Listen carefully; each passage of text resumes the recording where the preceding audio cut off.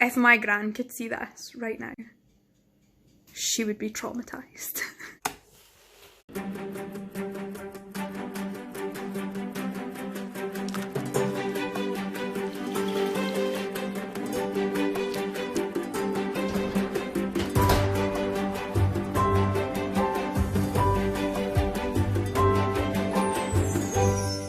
So today we've got to give an announcement that you might not be so happy about.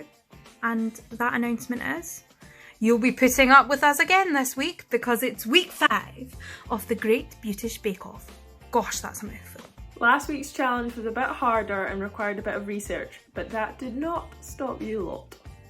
We were really worried about last week because we thought, no bake week, that's like really hard because what are they going to make? But not for you guys and your genius baking brains, because you guys absolutely smashed it. So, this week is breakfast week.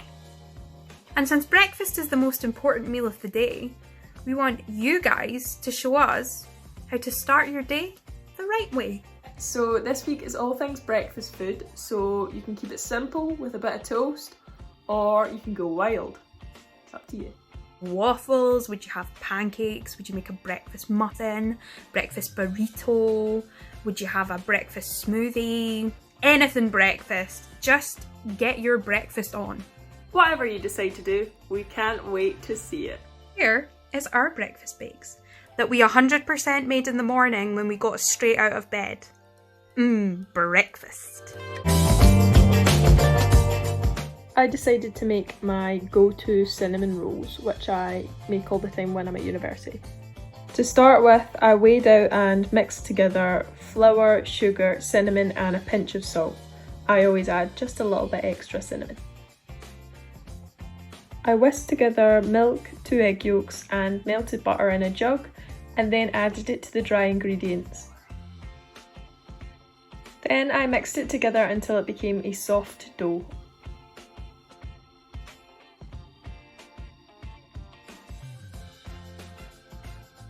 To make the cinnamon filling, I mixed brown sugar, normal sugar, cinnamon and melted butter together.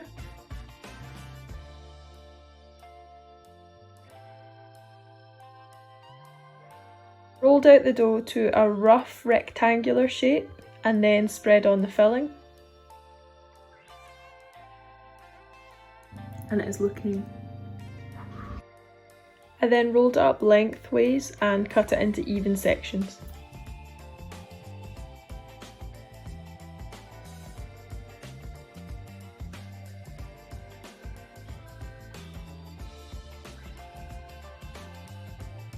So I think they're ready. Oh! Stunning!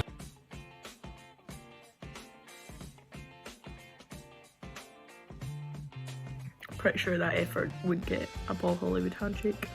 I want to make like fluffy scones that could like rival Marks and Spencer's. Like, that is my plan.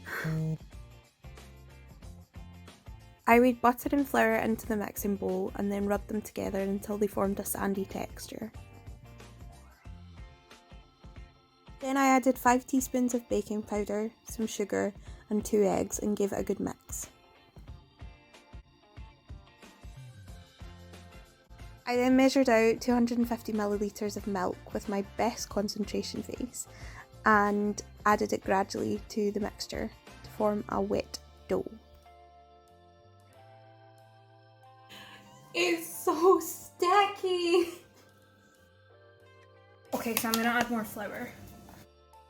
Floured my surface so that the dough wouldn't stick.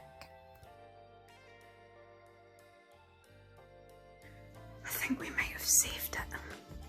Then I rolled out my dough and used a cookie cutter to cut it into scone shapes. I glazed the scones with a beaten egg and a pinch of salt. And I popped them in the oven.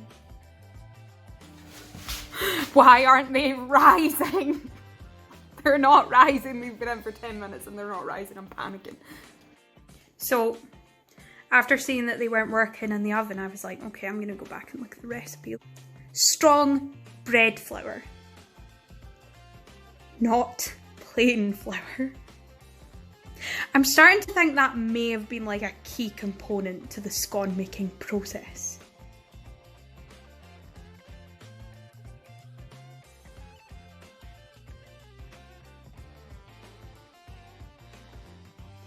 What did I learn from this experience?